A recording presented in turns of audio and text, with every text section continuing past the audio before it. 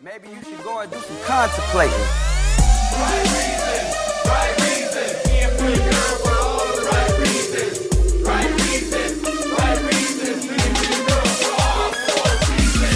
I'm the Bachelorette and I'm rapping to you poolside. Here to find true love, one man from my Hi, this is Rachel McElroy. Hey, this is Griffin McElroy. And this is Rose Buddies. Welcome to the Rose Buddies Holiday Special. It is a podcast where we talk about reality. The holiday love special you've been waiting competitions. for. The reason for the season. The the Rose Buddies Holiday Spectacular. Babe, starring your hosts. I'm trying to tighten up our brand. Griffin and Rachel McElroy. And me, your other host, Clive Barker. Famous horror writer man, Clive Barker. It's a new thing I'm trying out, is holiday shows. You don't seem to like this, babe. Well, we don't have the content to go along with it. What do you mean? I mean, we don't Like have a very spooky holiday special? we don't have any holiday content. I mean, we do. Who's that coming in the door? It's Rudolph. Oh, fuck. There's a live reindeer in the studio. Our baby's in here. He's going to get trampled. We got to get the hell out of this studio. There's wildlife in here. You're so nervous about how loud I'm talking, you think I'm going to wake this baby up? Thus concludes our holiday special. No, I want it to be a holiday special. We've been watching holiday specials nonstop this week, and I just want to contribute to the fabric of love. But what we're talking about is not holiday related. Fine. I thought we could, like, maybe instead of saying any of the names of the people that we're going to talk about, we could just say Santa Claus instead. Huh? Well, we want to encompass all holidays, though, Griffin. Judah Maccabee is also one of them. Okay. Okay, fine. Let's just talk about The Bachelor Season 1. Do you want to start over? Are you mad at me? No, I'm not mad at you. But now I feel bad that we don't actually have a holiday special. Huh? Yeah. Welcome to the party, pal. What was- Die Hard quote, holiday movie. What was your plan, though? Was that you would just I introduce thought we this? just sing some carols. Oh, you know I don't sing well. That's not fucking true at all. I'm about to jump over this live reindeer in the studio and hug you and tell you to believe in yourself. I mean, we could make some tie-ins between season 1 of The Bachelor and The miracle and of the holidays. the holiday season. The holiday miracle. There was maybe only enough women for one night, Huh. and then they made it last for in this case 7. Miraculously oily women. There were 25 of them. Christmas Day is the 25th of December. There were 25. Hell yeah. right? Sorry. This is ridiculous. We watched the first season of The Bachelor for you folks, and the whole time I thought I was having a fever dream because it was the craziest shit I've ever seen in my entire life. We're going to take a trip back to 2002, ladies and gentlemen. Although you're going to think we've taken a trip back to 1995. So, ladies, if you would like to join us, go ahead and straighten your hair, add some blonde highlights. Definitely. And overpluck your eyebrows. Yes. And then maybe a turtleneck sweater. And gentlemen, if you want to join us, you don't have a lot to go on, but I guess sort Big of pants. big pants, Gordon Gekko haircut. Big shirts, big A jackets. lot of semi-cash, sort of that semi-cash kind of life, to quote Third Eye Blind, which was, I guess, also chronologically accurate. It was 2002. This was the first season of The Bachelor. Was this... Here's something that we should have looked up, and maybe I'll Google it. Was The Bachelor based on anything? Was it an adaptation of, like, another country's reality show? Because you know we do that shit, like, nonstop. I don't know. I know that there is a movie with Chris O'Donnell, I believe. Not the same. I don't called think it's The based on the Bachelor. movie, the Chris O'Donnell movie. It's actually based on the Chris O'Donnell movie, Batman and Robin. Did you know that? Oh, you know? No, I didn't. That's why Uma Thurman shows up and seduces the Bachelor, and with magic pheromones. So, please be quiet, audience. Please be quiet. The live reindeer in the room has been enraged. So I just Googled it. The Bachelor season 1, it wasn't based on anything. This was original IP. This was the creation of something beautiful and bright and new and exciting and vibrant and sexy.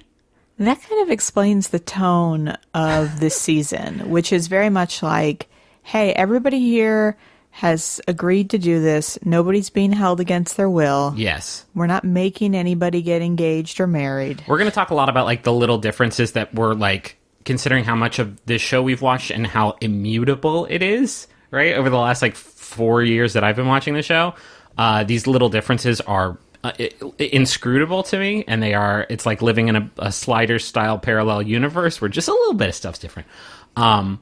But it's also kind of spectacular and remarkable how much stuff has remained the same, considering that this was the first draft of the thing. Yeah, some of the concepts that are introduced in season 1 continue to today. Yeah, in like what, season 19, 20? I don't even know. I don't even know. So yeah, first things first about The Bachelor, I think we should talk about a tight 7 episodes, and fucking one of those is the Women Tell All, so a tight 6 episodes. Yeah, no kidding. Same number of contestants, but like a third the number of episodes. Our Bachelor, whose name is Alex, last name withheld.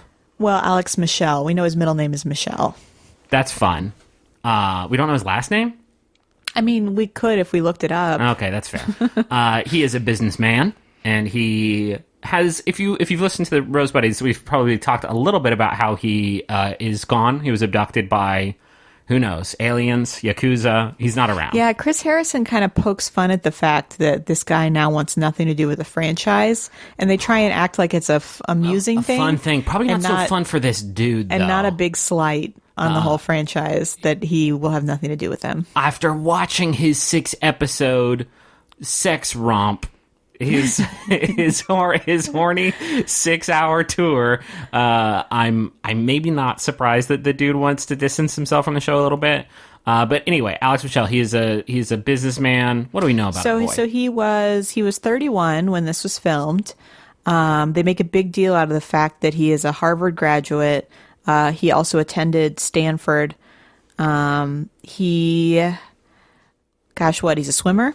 Okay, yeah. And they make a big point to say that he has passed a background check, which I thought was nice.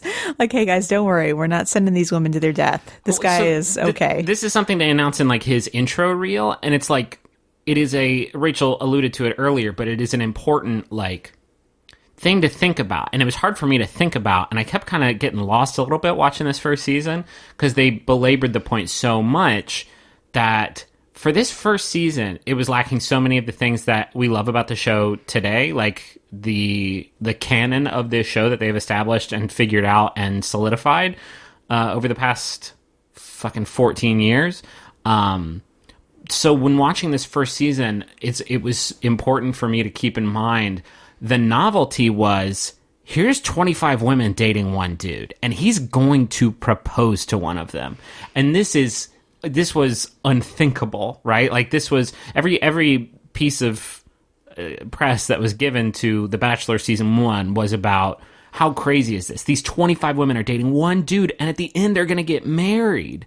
And a lot of it was like, how desperate are these women that this is how they're trying to find a mate? But this was novel to them and not the fucking like mechanical backbone of a like long running television franchise. Yeah. And they talk a little bit about this at the Women Tell All episode of just like all these women are treated as if they're crazy women, and they get asked repeatedly, like, what did you think when you signed up for the show? Why would you do this show?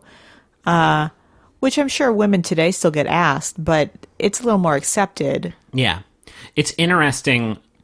I think everything that is different about the show can be summarized in a single point, which is season 1, there was no capital B, capital N Bachelor Nation. And because of that, like, there weren't people writing about like, ooh, look at this villain, or based on what we know about the series, who's he going to give the ring to this time? It was like, oh shit, they went to their hometowns. Isn't that crazy? Oh shit, they went to private rooms and probably boned. Isn't that wild? These things called fantasy suites. Yeah, well, and also there was no interaction really. There was no Twitter. Like, there was no opportunity to like engage with the show. So they probably had no idea whether, it was really going crazy. Yes.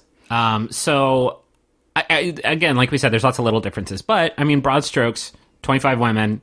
He's going to go on single dates and group dates, no 2-on-1s. There are roses that are given out at the end of every episode. That Chris presents in a weird fucking like mocky roll. Oh, and there's Chris Harrison. Harrison, of course. And there's Chris Harrison. He presents the roses in this weird mocky roll sushi rolling mat. Yeah.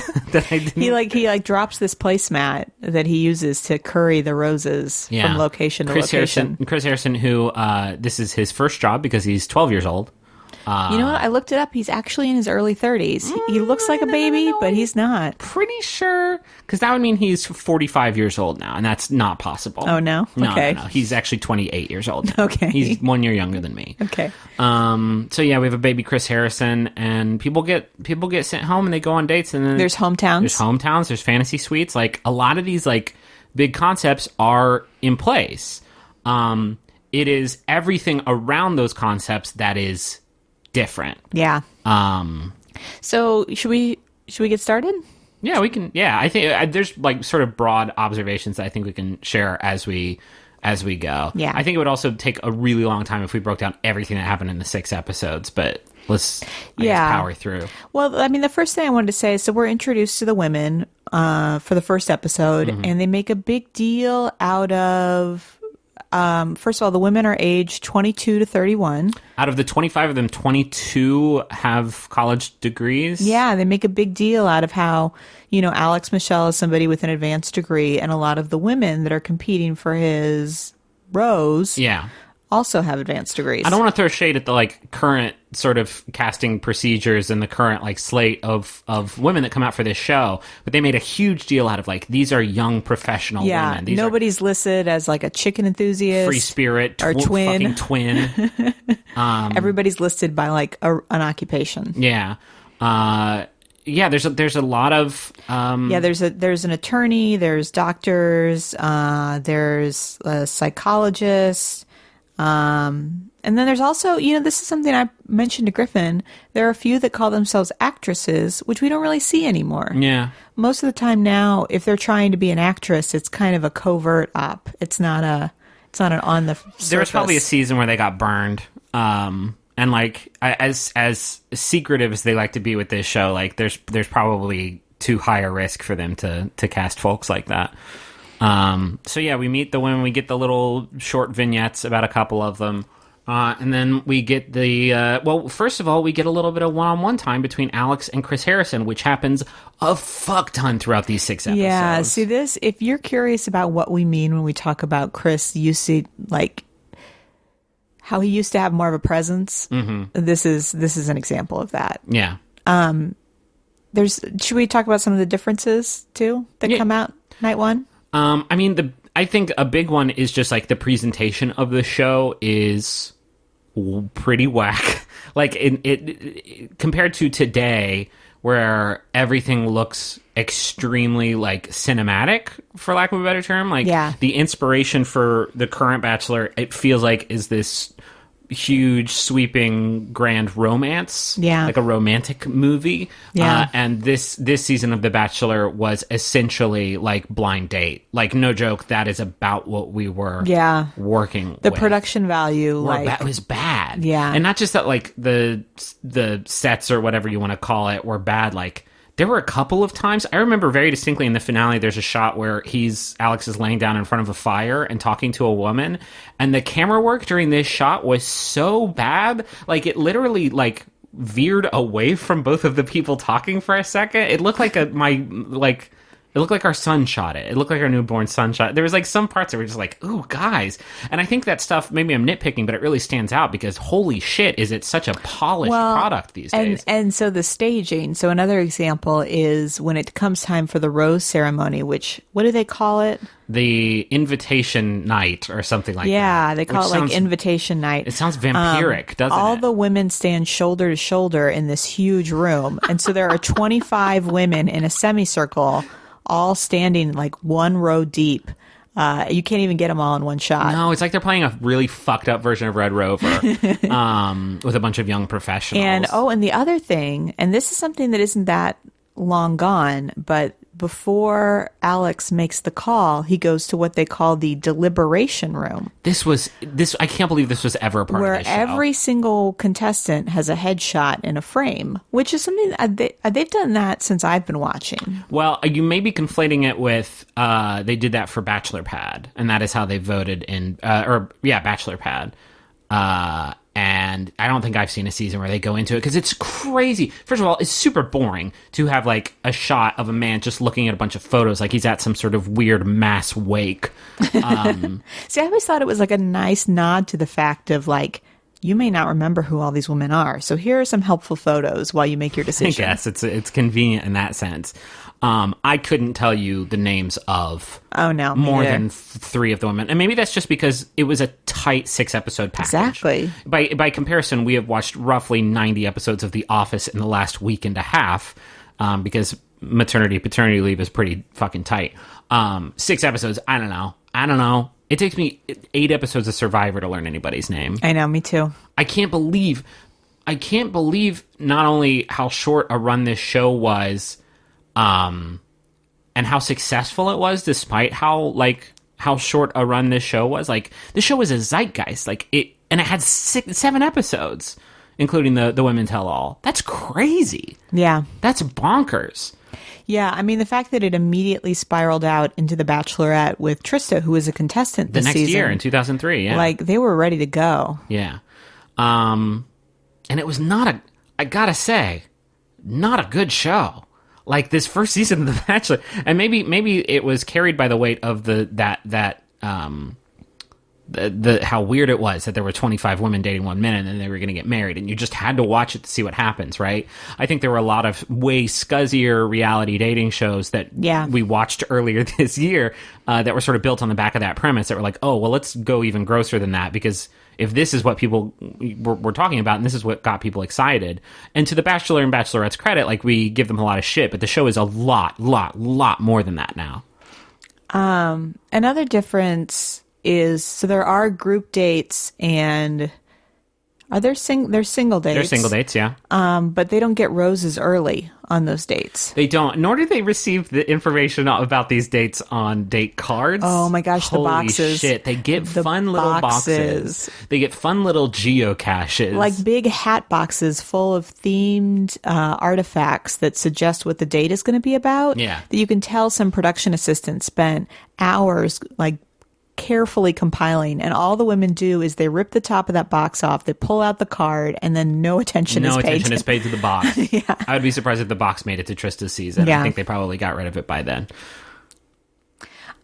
So this very first night, 10 women go home out of the 25. So it's so like many women. it's like they almost cut it in half, which explains how they could do it in so few episodes. And they keep this rate going for the next, like, I think the first 3 episodes, they get rid of pretty much half the crowd every time. Which, here's the thing. First of all, this is closer to the kind of clip that Bachelorette Canada moved at, which I think we can all agree was better. This was maybe a little intense, because it was like, why did you even bring these 10 people here? Like, I don't know anything about these 10 people. Yeah. And you certainly didn't give me time. Was the show 2 hours, or was it just 1? I think it was just 1.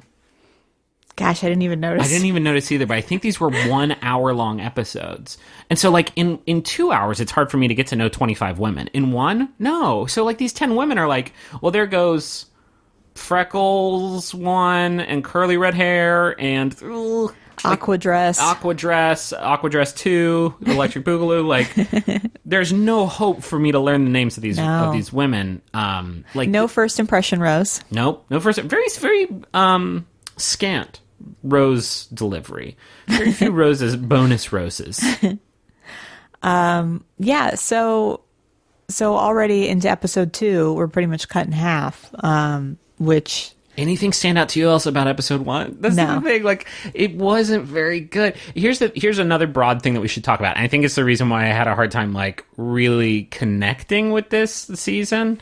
I mean, I connected with it because I was so fascinated by it, because it was so weird and different. But, like, if this had come out in 2002, I don't know, I might have loved it. I was a trash person probably back then. I would have loved it. I totally would have. I still, as we were watching the first season, I was like, this is scratching that itch for me. Well, here's the thing that why it didn't scratch the itch for me, and this is going to sound like the biggest double standard ever, because it's something I talk about as being like a fault for the show, but there were no, like, characters, right? Yeah. And I'm not saying that this necessarily has to be that, like, kayfabe, handwritten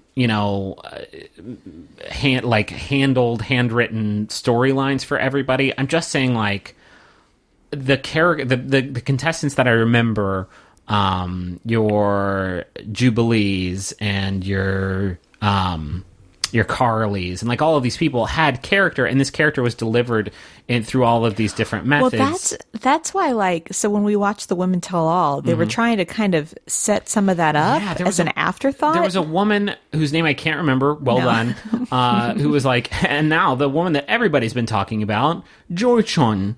and we were like, Who the fuck is Who is that? that? And it showed her like getting too drunk at a party, and like she passed out in the bathroom and like danced around, and everybody was like, "We love you, John Sean." And it's like, who the fuck is that? I don't know who the fuck you're talking about. It was almost like it didn't occur to them until they decided to do a Women Tell All that they were like, oh, we need to establish some drama. We watched this whole season in 72 hours, and I don't know who the fuck that is. I watched this episode on Saturday. What are you talking about? Who is that? Yeah. The women, the women didn't stand out, and it's not a weakness of the women. It's a weakness of how the show was sort of structured and presented. And maybe it needs, I can't believe the things I'm saying on this episode of this podcast, but maybe it needs 2 hours to get that shit across. You know what I mean? And it certainly needs better. The behind the scenes interviews were the pits. Those little in the moment interviews with the Bachelor, and do the contestants get those? I guess sometimes. But it would always be setting up the scene or talking about what you're literally seeing. And if this sounds like the same way that they're handled now, like I'm describing it poorly, but it's like, my parents had a real problem with her, and so they sat me down to talk about it. And during that conversation, I was just really unsure about their feelings. Cut to the fucking next scene is literally exactly that. You didn't get to know, there was no like reaction to the things that were happening. There was only like, here's a scene you're about to see. It was pretty dope. The only time I enjoyed it is I feel like Alex got some of those in the moments where he got to kind of explore his own discomfort with the process, which I kind of enjoyed watching. Like, just like he'd go on group dates, for example, and he would be like, man, all these women hate me right now. Like, we are on this date and they know I just took this other woman out, and they are just fuming, and it's really uncomfortable for me. There was a lot of very frank disdain between the contestants and The Bachelor, and between The Bachelor and the process. The last couple episodes are kind of a death march because nobody wants to get engaged. Yeah. Absolutely nobody in this process wants to get engaged. Yeah. Because again, like, the novelty was novel for them too, right? Like, you go into this show now, you know what the fuck is up. You when you go into that casting room, you know full well that you could come out of it 6 months later somebody's fiance. That was not the case here, and so it was like, oh shit, we're doing this. It's for almost marriage like, for life. It's almost like after this season, they had people fill out comment cards that said, select the date range you'd be comfortable getting engaged, and it was like 5 to 7 weeks, 8 to 10 weeks, 11 to 13 weeks. Yeah. And then they decided to extend the season to just that length. Yeah, maybe. Because it's very clear that, 6 weeks or whatever is not enough. I remembered a name. There's a woman named Shannon who makes it fairly far. Yeah, she's like final 3. And of this 6-episode season, 3 of the episodes, she fucking hates Alex's guts. And he keeps her around, and they just go on these acrimonious dates where they just like hate each other's fucking guts. She doesn't. She's kind of most notable because she's kind of the first virginal character, in that she doesn't want to kiss. She doesn't want to talk about anything sexual. She's not comfortable with anything sexual on the show. And he is coming from a very opposite point of view. And she's just openly hostile anytime he tries to bring it up. And she's extremely jealous of the fact that he is dating other women. And again, like, I can't fault her for this because it's the first season of the show. Yeah. You don't have that baked into your mind when you come out for it. Yeah. To this season's credit, everything felt super duper real.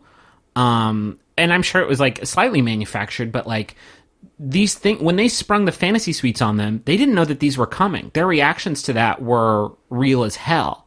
And I found that like really, really genuinely interesting. Yeah. If like a really good, solid like romance story had come out of this, I think I would have like loved this season. It kind of petered out there at the end, but like everything felt like a very, very authentic and super duper clumsy, which I think only goes to, back up its authenticity. So I want to skip to episode 3. Okay, if halfway we through this, can. you just skipped 1/6 of the episodes with dates on them. Episode 2 is where they go to Vegas, and not a lot happens. This is where he starts in on... When does him and Amanda's unique relationship start out? I think that's episode 3. Okay, let's get into episode 3, because another thing we need to talk about Alex is that he is horny as hell, and he's not ashamed to say it. Yeah, so the only thing that happens in episode 2 is they go to Vegas, and Shannon kind of becomes a front runner on that date.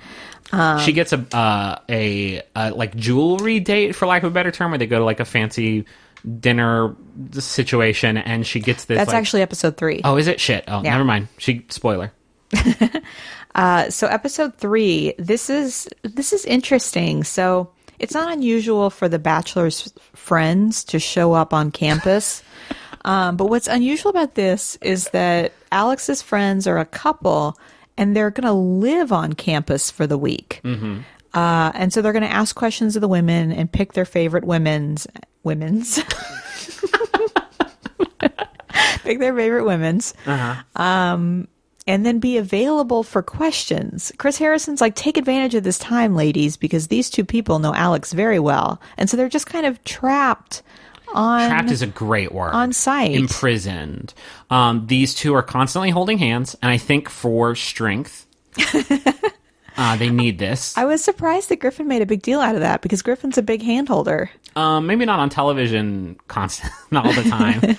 No, hold hands. Just chase your bliss, stand in your truth, stand in your love. It was just like funny to watch these in the moment interviews, and they had like 30 of them across this one episode, and in each one, those paws were interlocked as if they were like exchanging nutrients through their fleshy stalks. What's cool, I enjoyed, is so the friends, they ask compatibility questions of the women that are there, and the compatibility questions include questions like, do you vote, and which is more important, mercy or justice? This was crazy. It was like, what are you going to do with this information? Sorry, Yeah. dude, she likes justice. I know you love mercy, bro. It's a tough beat. You got to send her home. I know you're a mercy man. And she said justice, so.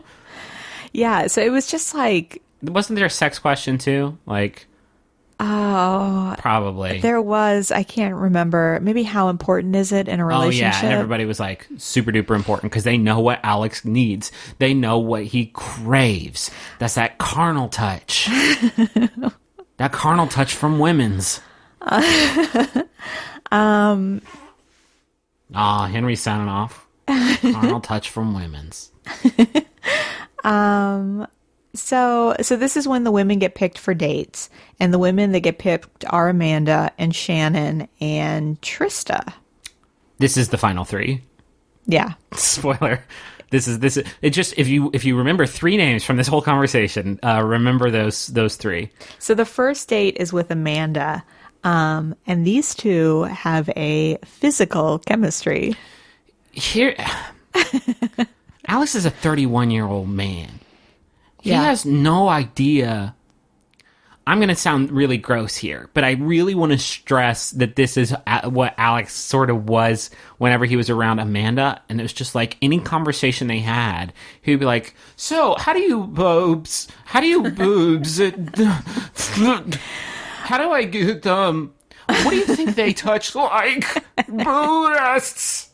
Amanda, it tells us in episode 1, she's from a very small town in Kansas, but she's very comfortable with her sexuality and tells the viewer right away, like, I like to, I don't know, be playful, let's say, and that she has sexual experiences that include purchasing a trapeze.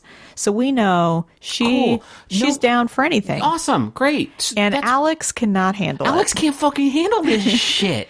Alex tells us, the viewer, and Griffin made me write this down word for word, that Amanda has a, quote, creative sexuality that no one has ever appreciated.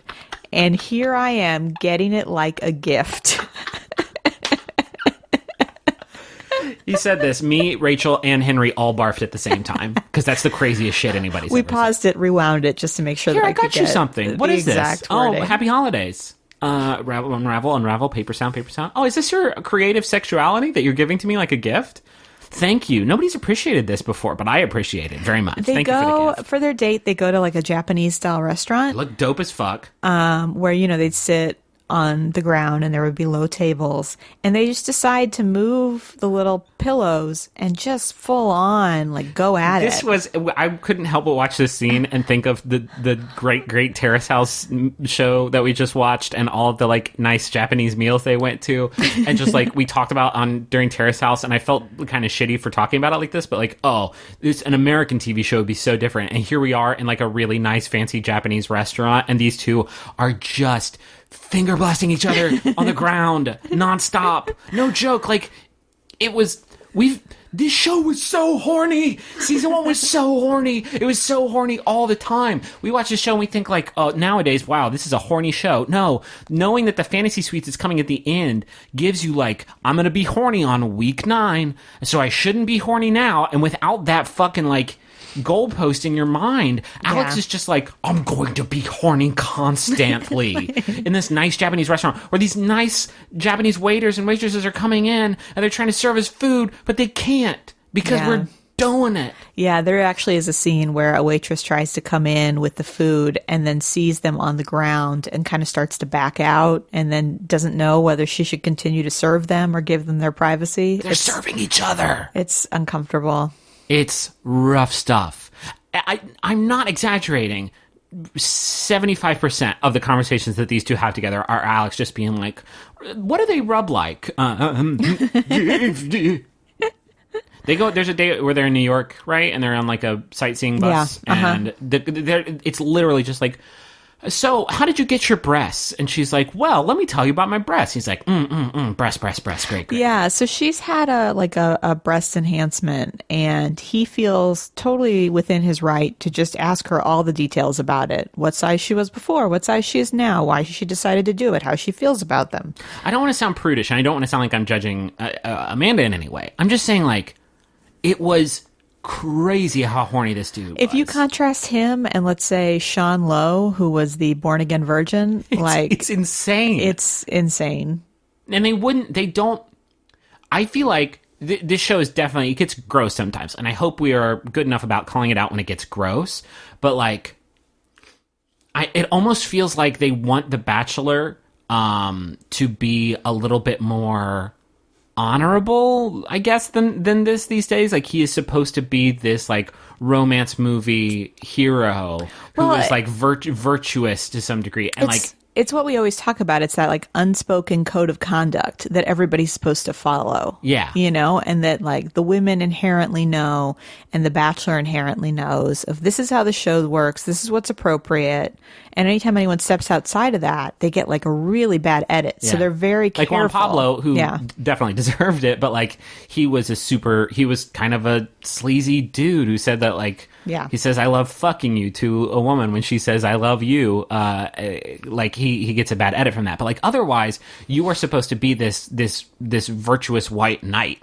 And like, this dude did not come off like that at And all. I wouldn't say that Alex got a bad edit, No, I don't think so either. which is interesting. No, I just think like he didn't know what to be because Yeah. there hadn't been a Bachelor before. Yeah. And so he was just like, your boobs are very cool. The other thing that happens, and this is the first solo date, they go get massages and they rub each other on their very first date. Hello. Well, I mean, there's 6 episodes. Yeah. Dude goes on a total of like maybe 14 dates across all of these episodes. So his next solo date is with Trista, and I can't help but think he was very deliberate in choosing his dates because the woman he is very sexually attracted to gets the massage date. Trista gets a let's cook a meal together at home, Yeah. and they make pasta, and it is a very 180-degree Yes. difference. Trista's great. This actually made me kind of want to watch Bachelorette. I know. I season kind of one. want to watch it because too. Trista and whoever she ends up with, I don't know. I don't Ryan. remember. Ryan. A spoiler. Well, everybody knows. I guess They got married. They got their own marriage special. and they're still married today. Like they Yeah. were the second or third, I think, Bachelor season 2 came. They before renewed their Bachelorette season vows too through Yeah. the franchise. Exactly. Like they are the original success story for this show, and like she's great. She is definitely the best contestant on Yeah. the show. it was smart thinking, I guess, like of the creators of this show to be like, you know, it'd be cool. Let's do a gender swap version of this. Let's do Bachelorette, and let's use this woman who everybody really, really loved. Yeah. And then our first group date is a horse date. Yes. Where they all ride horses and all the women are miserable. Just hate his guts. And then Shannon, as we mentioned earlier, gets a one-on-one where she gets like an evening gown and Harry Winston jewelry. Fuck that shit. So no Neil Lane yet. Get that ring pop gashapon looking piece of shit jewelry out of my house. This is a Neil Lane home. Rachel wears lots of Neil Lane every day. She's wearing the pendant, the Heart of the Ocean pendant from Titanic. Neil Lane did that. If you hold it up in the right light, you can see Neil Lane's face, and he winks at you. And he winks, and he's like, "Make a wish. The ocean shall make it so. By Neptune's beard, it shall be so." I have to be careful, though, because it's kind of cheaply made, and so it turns my skin orange. Turns your skin orange. Also, there's sort of a monkey paw situation with these wishes. That was kind of a play on how Neil Lane is always orange. I didn't get it. Mean. I'm sorry. It's Christmas Day. No, it's not.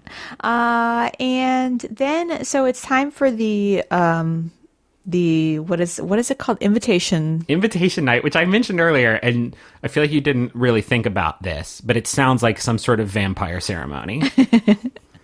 Welcome to the invitation night. And there's video messages. So all the remaining women recorded little video messages for Alex, which is something they also used to do a few years ago. Yeah, and stopped. They ape this on oh my god, what's that show that we watch on Lifetime? The only Lifetime show that we watch. Oh, Unreal? Yeah, they aped this on Unreal, and they make fun of it on Burning Love, and I never got it, because I think the first season I watched, they had long retired this practice. Yeah. But pretty much every episode, once they got down to like a reasonable number of women, because dude can't watch 25 fucking videos, they would have these video pleas, and most of them, like, I get why they stopped doing them, because most of them were super lame. Yeah. It was like, we had a great time, and I hope that you'll just think about our future together, because I am, and that's it. See you tonight. I love you. Just kidding. So this is episode 3. He has to narrow it down to 4 women on the third episode. They go to hometowns on week 4. Note he had 3 one-on-ones this week. I think this must be when they decided you could give out a rose on a one-on-one, because of course he picks the 3 women he went on one-on-one dates with. Yeah. And then there's just one spot left for a rando. It goes to Rhonda. Was it Rhonda? No. Kim. Rhonda goes home, and Rhonda has a freak the out. anxiety attack. Yeah. Which they try and play up a lot. There's like shots of ambulances, the whole thing. Okay, so a few other things that we should talk about that are like, we celebrated when they said them for the first time. So we get the first, like, in the preview for the whole season, you get the ambulance edit. You get the somebody's gonna die. Someone flies. Someone dies. You get that in the preview for the whole season. No, the woman just has, like, an anxiety attack, which is serious, but, like, they make it seem like she suffers a gunshot wound or something. Yeah, we don't actually even know that the ambulance ever shows up. They just show her breathing heavy and a production person talking to her. During the Women Tell All, one of the women is talking about the remaining women who are still in the house, and they say, Trista, she's a great girl, and I really believe she's here for the right reasons. And it's like, oh shit! That's the first time! Yeah. That's the first time you said that! What was the other one? There was another thing that, like, somebody said that is, like, a mainstay. Obviously, Chris Harrison says, when you're ready, please step forward and accept your rose. And it's like, oh, bud, you don't have to say that second part. You can just stop it when you're ready. It's going to become like a time-honored catchphrase that some people are going to use as their podcast sign-off. The other thing they do in episode 3, I just wanted to point out real quick. So we mentioned the problematic staging of episode 1, where it was 25 women shoulder to shoulder. By episode 3, they're sitting on couches. Yeah, very lazy. So they, like, kind of all have their own seating area, and they're just kind of hanging out, waiting for that rose, real informal-like, on, like, little coffee shop couches. Yeah. Anything else for episode 3? I can't remember. That's it for episode 3. So here's another thing that we should talk about, like another surprise. If you were on this show, you probably didn't know, and you as the viewer definitely didn't know that their hometowns were a thing. And so now, like, if you're baked into this, like, novelty of, like, he's dating so many women and he's going to get engaged, and now he has to meet their families, this is crazy. Yeah. I can't imagine how, like, there had to be dozens of moments like that during this show that I just didn't appreciate, because, like, I've seen it happen a dozen times. Yeah, before. because I mean, both you and I started watching after the show was established, so we just kind of took it at face value of like, oh, this must be how it works. Let me tell you what I remember about the hometowns. Fucking nothing. Nothing at all. I do remember that this was the worst, like, in the moment interview offender where it was just like, so I went to Kenosha and I met the whole family and, they gave me some pretty hard questions and I did my best to answer them. Cut to just like 8 boring ass minutes of that. I will say in general, the families just weren't fucking having it. Like, No. it seemed like you're gonna do... Sorry. Marriage? Alex is weary. Alex openly complains about the breakneck schedule of running across the country to these various homes. When he goes to meet Amanda's family, who is, like, obviously his front runner the whole time, he is just, like, He says, dead silent. He says he only got 3 hours of sleep. First of all, fuck you. I would kill for 3 hours of sleep. Are you no kidding kidding. me? And so he's just not on his game. So he just kind of sits there and shovels food in his mouth and doesn't even try. And her dad is like, is he sick? What's wrong with him? So just to quickly go through, so we go to Kim's house. I don't know anything about Kim. No, nobody knows anything about Kim. Kim lives in Phoenix. Kim was a psychological experiment to see if anybody would notice if they just added a woman to this show. The thing that was remarkable about Kim is that they go to her house and she has a room of taxidermied animals. Oh, God. Okay, I remember Kim now. Yeah, that her dad has murdered. And her dad very politely asks Alex what his hobbies are, if not hunting. And Alex says that he's a swimmer, which I thought was cute. The hunting of the water. Do you mean fishing? What are you talking about? We also get a fun interaction between Alex and one of Kim's nieces, or I guess nephew. Holy where shit. Alex is trying to lift this nephew by his arm and practically dislocates his Pulls out of shoulder. his socket. It's like literally like he's deadlifting this child by the wrist. He's telling the camera, he's like, you always want to be good with kids in front of a family you're trying to impress. And it just shows him over and over. Not like that, Lenny. Put him the fuck down. Yes, that's Kim. Trista is from St. Louis, and she takes him to her high school, which I was really trying to figure out what high school, because I'm also from St. Louis. I couldn't tell. But this is when Alex starts to be more candid about Trista and says things like, it drives me nuts that she's not interested. Her whole thing is like, she is not...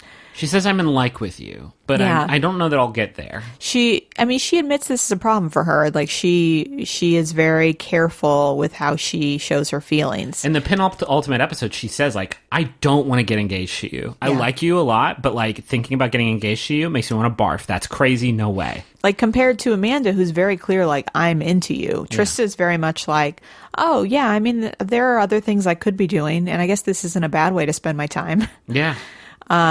Which he loves. That is like what keeps him hanging on, Yeah. is that she is very cautious. His decision-making process, though, is inscrutable, though, because Kim, they don't seem to have any connection at all. Him and Shannon have a straight-up hateful, like... watch this episode. Watch the Hometowns episode. If you only watch one episode, just watch that, because I've never seen anything like it. Shannon's family, not a big fan of Alex, if memory serves. But more than that, like, she's like, I can't believe you're doing this with all of the women. This is like...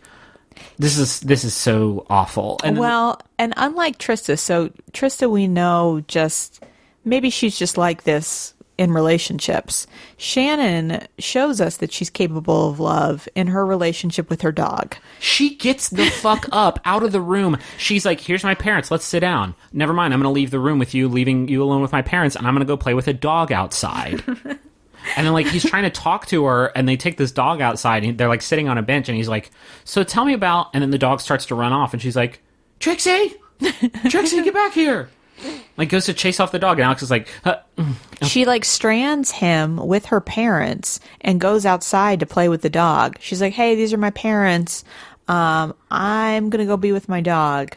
And then Alex makes awkward small talk with the dad without any buffer at all. Like just it was so odd. so In this for the final four, you have a woman who is really into you, and you are at least very physically into her. You have a woman, Kim, who just like there doesn't seem to be any connection at all. You have Trista, who is actively telling you she does not want to get married to you. And then you have Shannon, who wants to play with a dog instead of hang out with you. How is this your final four? I know. This is crazy. That's like... We were really confused. And then at the end... Can we talk about the end of the episode? Yeah. He fucking keeps Shannon. He gets rid of Kim. It's like you didn't have any connection with her. You have an enemy in Shannon. So the thing that gets really hostile with Shannon is Alex, when they're after the family date... They're in the limo together, and Alex knows that Shannon doesn't want to... Him at all. Doesn't want to talk to him or be around him. Shannon doesn't want to be physical in their relationship yet. And he respects it, but he tries to ask her about it, and she's like, I'm not going to talk about it. There are things that I'm not going to answer, and that is one of them.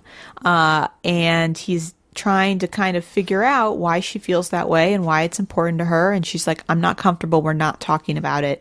You know that I'm uncomfortable right now. I can't believe you're asking me about this. Which is, to be fair, interesting, right? Like now, you get to the final 12, and it's all Amanda's. It's all people like that he's into, and she's like, I don't think Alex had a hard decision the entire show. And sure, it was 6 episodes, so he didn't have to make that many decisions. But like, I think the woman he picked is like the only one, right? The only one that he had any sort of spark with whatsoever. And I think, again, this is a testament to expectations. It's a testament to the casting process. But just like most of these women didn't feel it. Nobody turned down the rose, which Chris Harrison pointed out during the Women Tell All. Yeah, every ceremony, Chris Harrison would say, I want you to know you have the power here. If you don't want to accept it, you can say no. And during the Women Tell All, he said, I'm to all 25 of the women who gathered back in, and he said, why didn't any of you refuse your roses? And like 4 of the women were like, we would have, but we were sent home that week. We were sent, if he had given me a rose the week that I went home, then I would have turned it down. Because like, they just weren't, they weren't feeling it. And I don't know, that's interesting. It definitely feels like there's a little bit more, I don't know if it's more drama or less drama, because he's always got the easy option to send home.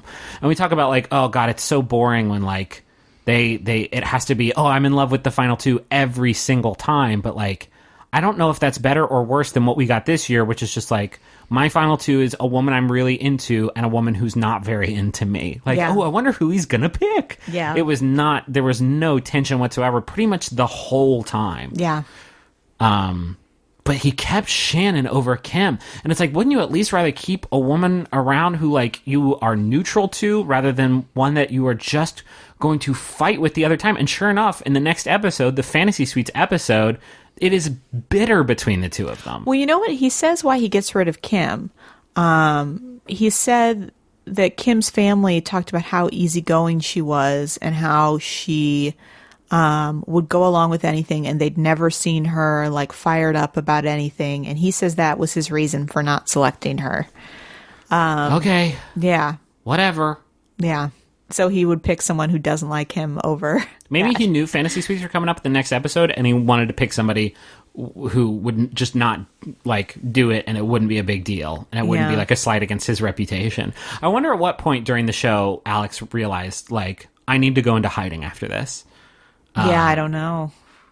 I was really surprised because they sell him at the beginning as this like distinguished intellectual, eligible bachelor. And then he comes on the show. It's just a fuck boy. Yeah. It was, it was a weird choice on his part. They just didn't know, a blanket statement. They didn't know how to cast this show. They just didn't. Yeah. Don't get me wrong. It's cool that these people were real, and I think right now we're talking about the extremes, right? You want to talk about JoJo's season, you want to talk about Ben's season. It was on one side of the extreme where just like it was pretty phony for the most part, and a lot of it felt super contrived. And then the ending was the same both times, where it's like, I was so in love with both of them, and I told them, oops, what am I going to do? And I suspect that will probably be the case with Nick season 2, maybe. I don't know. And on the other side of the spectrum, we have this, which is just like, these real people aren't in love with me. Oh, well. And I think there's probably a middle ground in there somewhere that hopefully they could move back towards a little bit. Because it was cool that it was like fairly real reactions to these things and nothing felt like too phony baloney. So episode 5 is the fantasy suite episode, and we don't have to talk in too much detail about it, but I will say that all 3 women go to 3 different cities, which is unusual. A lot of travel. Amanda goes to New York, as we mentioned. Shannon goes to Tahoe, and Trista goes to Hawaii. And I will say that it is clear with Amanda that they do have intercourse. Is it? Well, because they order that Sex in the Sheets dessert. You remember? No. Yuck. Were you not paying attention to this part? I guess not. Sex in the Sheets dessert? Like they just like pull down the duvet and they just like smear a bunch of like pudding and stuff? It comes with a plastic sheet and chocolate sauce. What? I don't know. Yeah, you must have missed this. I've been playing a lot of Stardew Valley, I guess this past week, and I must have been like deep on a farming journey and wasn't paying attention when they ordered plastic sheets to have sexual intercourse on.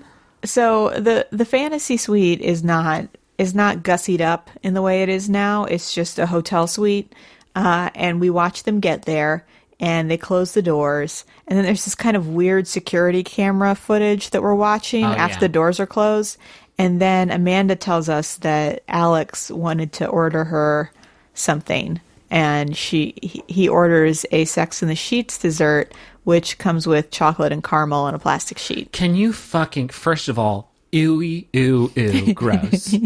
Not to be a prude again, but do you really want that much stickiness involved in the act of lovemaking? Do you really want to get that yucky during it? It's not, I don't, maybe. No, we should, No, of course not. So what if you were going to bring food into the bedroom, what would be? A plate of nachos for after. Just cooling on the windowsill? Gotta keep them separated. No, I mean, I would have a warming drawer in my nightstand. So you could proof your nachos? How dope would it be? Just like finish the act and then roll over, and then I slide open the nightstand drawer, and it's just full of heated nachos. And I just reach down, and it's just all nachos all the way down. And I just eat them out of the drawer. That's the dream. Not, I want to have caramel on and around me. Are you kidding me? You probably would still need the plastic sheet, though. Can you imagine the room service technician who has to bring that shit? Here you go. Sounds like you've got a fun Wednesday night planned. Sticky mess. Yeah. There was... Every hotel had to hire a pervert just for that, just to make that one delivery. There was... Okay, now, so I don't know if I misremembered this. Anyone who watches episode 5 of The Bachelor season 1 can let me know. But after Amanda tells the story, I'm pretty sure they put up a Polaroid photo of her, in which it is clear that she has chocolate all over her face. What? As in like an after. Oh, God. Like here's a photo from me from after. Was I asleep during this? I can't believe I would miss out on this. I don't know.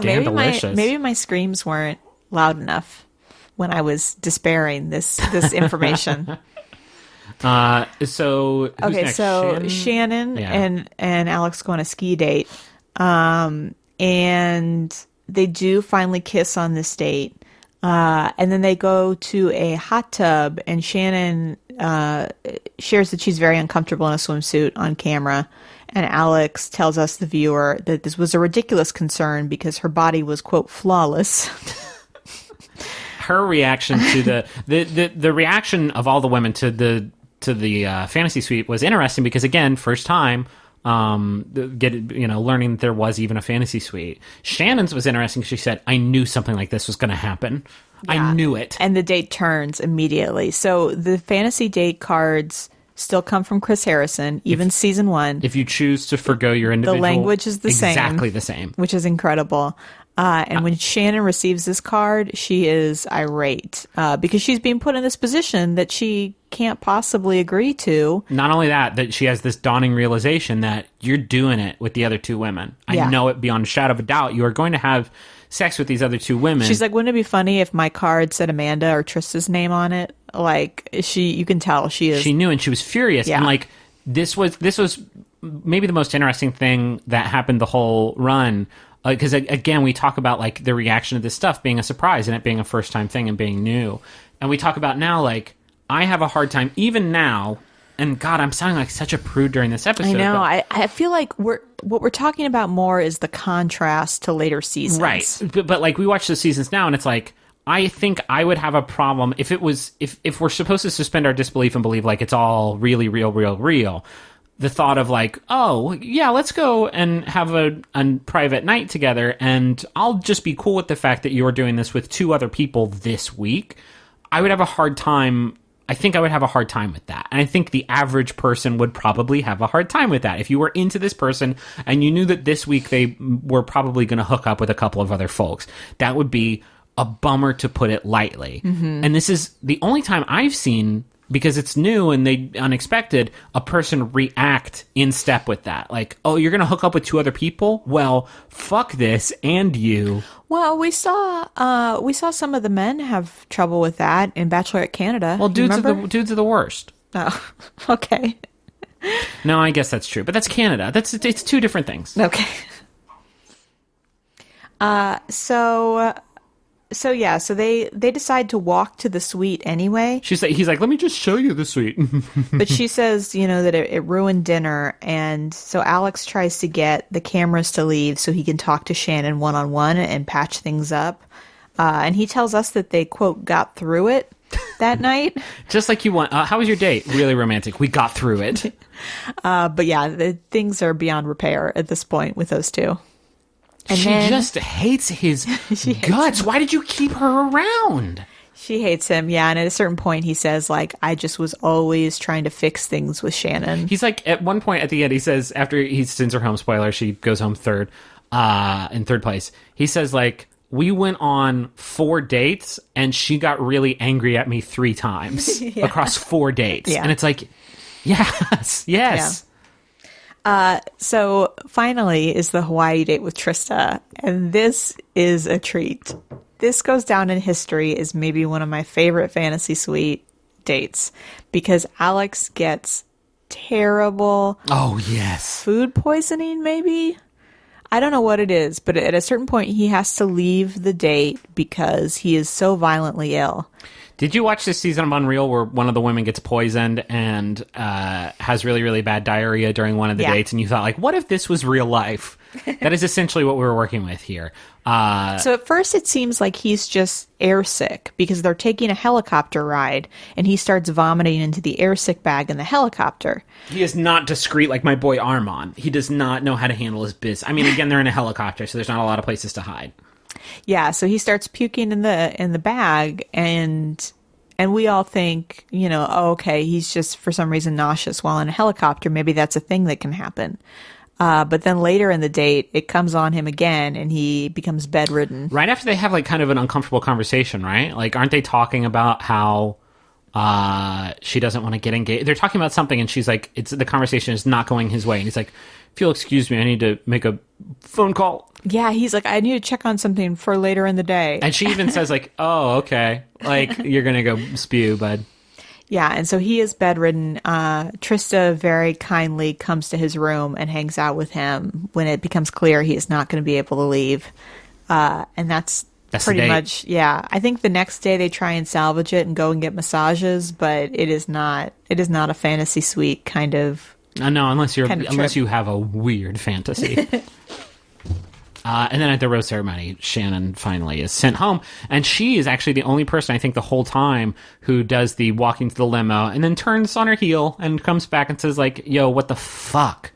Why'd you do me like this? Yeah. So she's very icy when she gets eliminated, but then she decides she wants to know what's going on. And he says, we want really different things. And this will be better for you. Okay, yeah, Alex. like I don't want to make your life hard. And I don't know. He seemed like he had a free pass to really tell the truth here and be like, we don't get along at all. You hate my guts. and this is where Shannon tells us that Alex is weak and that she thinks she scared him, and that she's better off. And that he makes her sick just to look at him. Like, Yeah. wow, God. And then episode 6 is Women Tell All, and we watched like half of it. We watched most of it, actually. And it was, I mean, it's the usual stuff. Chris Harrison doing his thing, hot seat. Do you remember how many bottles of champagne they said? Like 112? They put up little trivia factoids about this season of The Bachelor and said that, yeah, there was over 100 bottles of champagne that were used in 7 episodes. So I can only imagine what it is now. Yeah, I would have to do some math to figure out what the bottle per woman per day ratio was. And Alex was boozing up too, I'm sure. And then, I can't really think of anything else that happened during Women Tell All. There was that one call out where they're like, everybody's favorite wacko, Snorsh, whose name I can't remember. yeah, and they also talked about her breast enhancement. Which Yeah. I was like, what is going on, guys? Like, we don't need to know. We don't need to know about this. And then, do you want to talk about the finale? No, let's skip it. I mean, not very much stuff happened. It's Trista and Amanda. They meet the parents. Meet the parents. You remember it? When the cat uses the toilet? Ben Stiller. Ben Stiller is in it. And here's the thing. Karen Robert De Niro, they don't like each other very much at all. And Robert De Niro's like, man, it's an army. Is that your Robert De Niro? It's me, Robert De Niro. I want you to take this lie detector test. I love you, son. I think he's CIA. I was in the FBI, so I hate your guts. I love my daughter.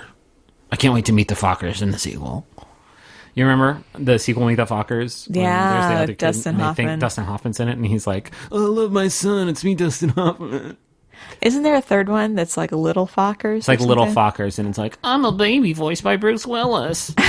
Do you remember the baby voiced by Bruce Willis and Meet the Babies?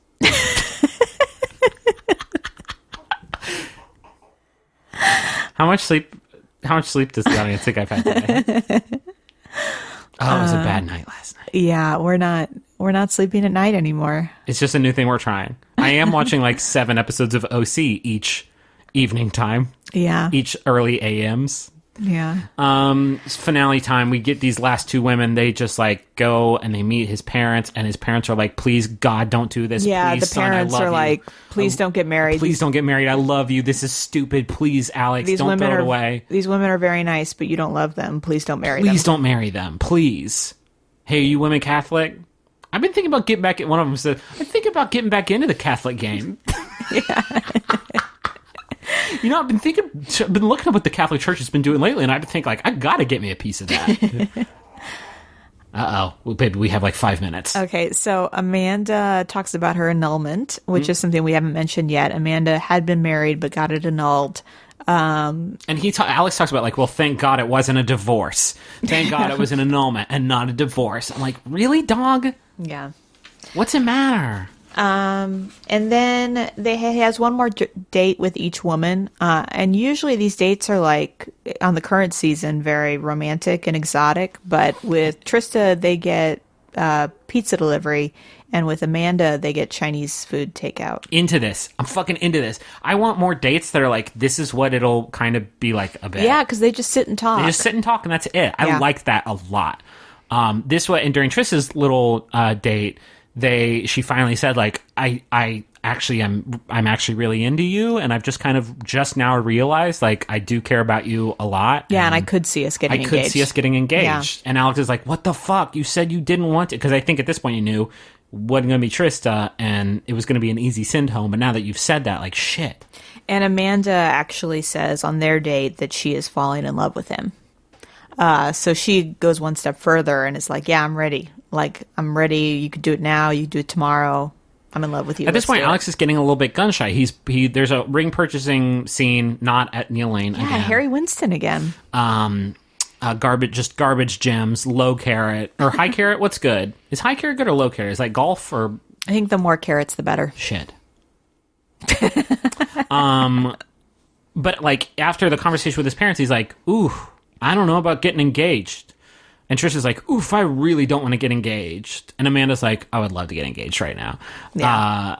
And so they have these dates, and then guys, the climax to this season, this television show, which birthed a zeitgeist and a wide, long-running franchise. And a very popular podcast. Huge industry establishing show, genre defining show.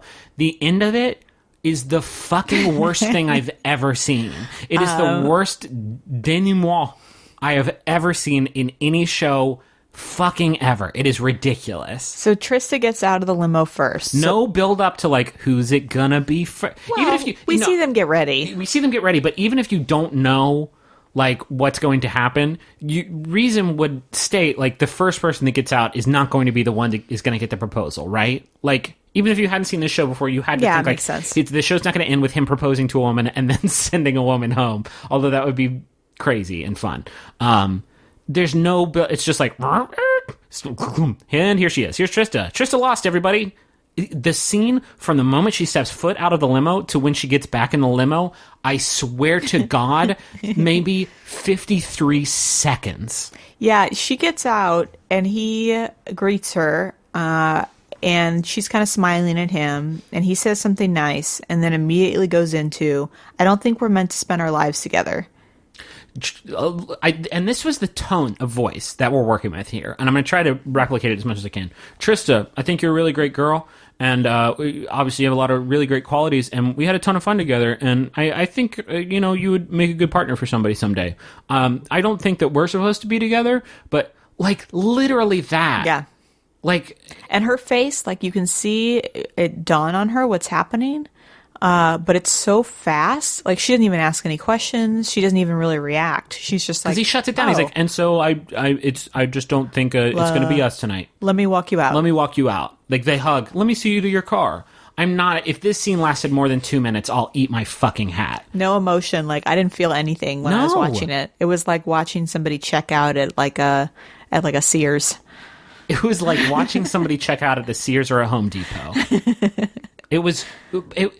And then the proposal, this little next scene with Amanda is also fairly brisk, and it's like, this was your payoff for the whole season of the first television show, which everybody loved and became extremely successful and spawned like 5 spin-offs. Yeah, that's a good point. There's no romance. Is the ending? Yeah. Everybody saw this and was like, good ending. I'm going to watch 1 million more hours of this. Thank you, please. He said that he's finding himself falling in love with her, but he's going to hold on to the ring. He wants to propose once they've had time together in the outside world. He wants her to move to California.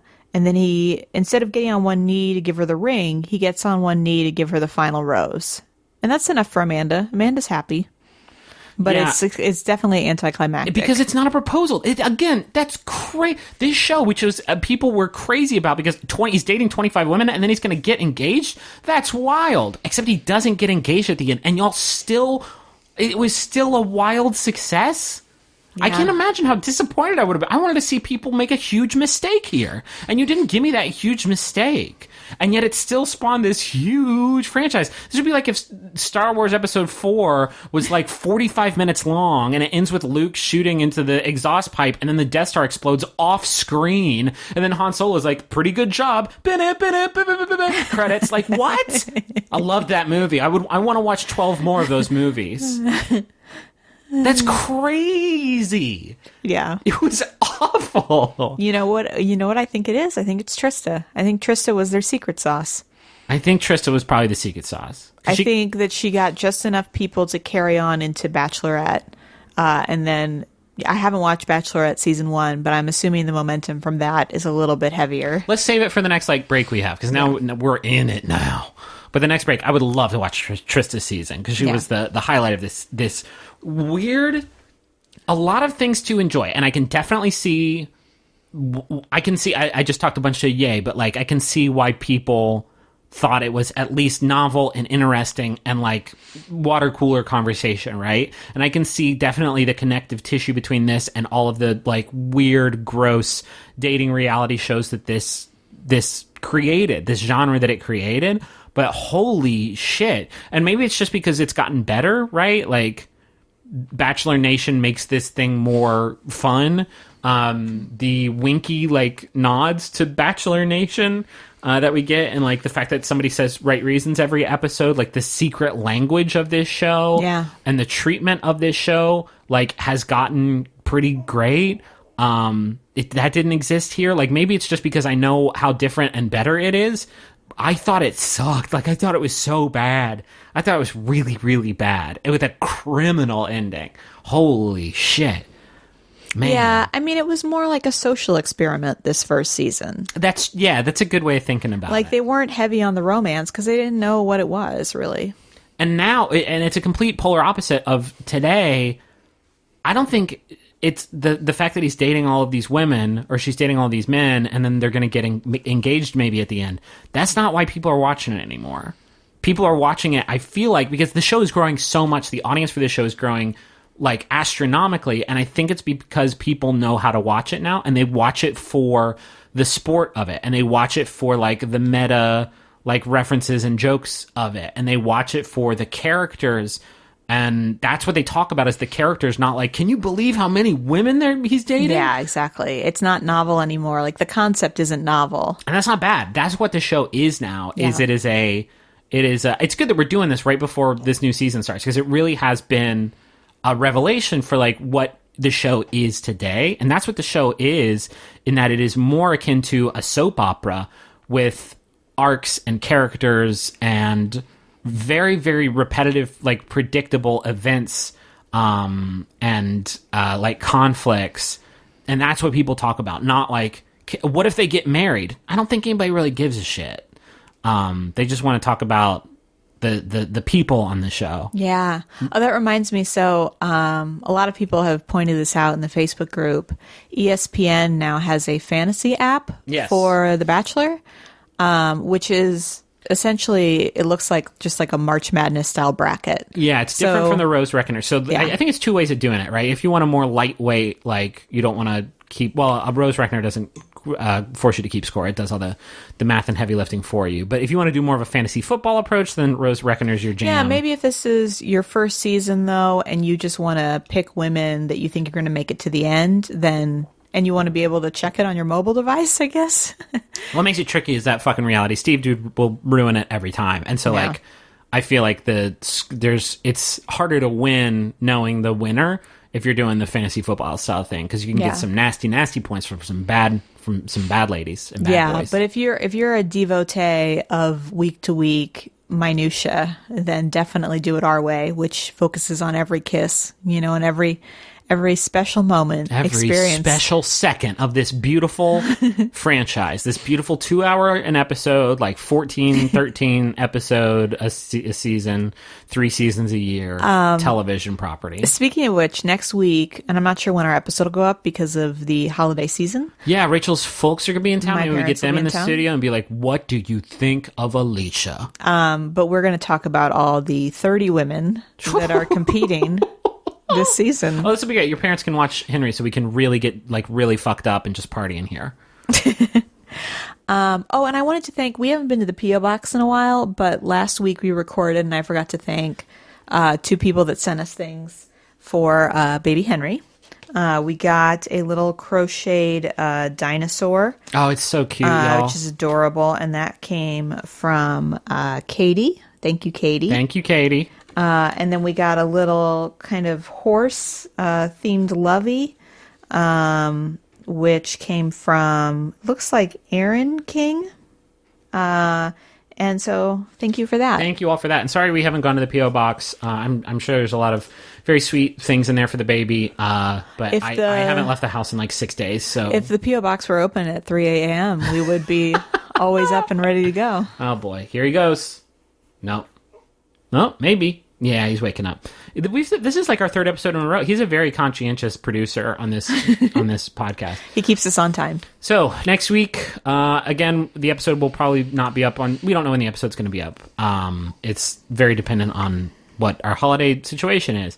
But we're going to talk about all of the women on the next season of The Bachelor, starring Nick, boy, some weird commercials for his season. Yeah, I can't figure out what they're trying to set him up as. Like, who is his character? Like Sex Man. I think they're trying to say this is Sex Man. That we had the Axeman this year. 2017 is the year of the Sex Man. Because the last thing we saw was this weird, like, robotic voice, like, beginning Bachelor building procedure. And it shows, like, Nick, and he's on Bachelor in Paradise, and he's, like, lifting weights on the beach. Or something like that, and that's like all it is. Yeah, but it looks like a clip from Bachelor in Paradise. It was. I think it was a clip from Bachelor in Paradise. He's lifting like a heavy rock.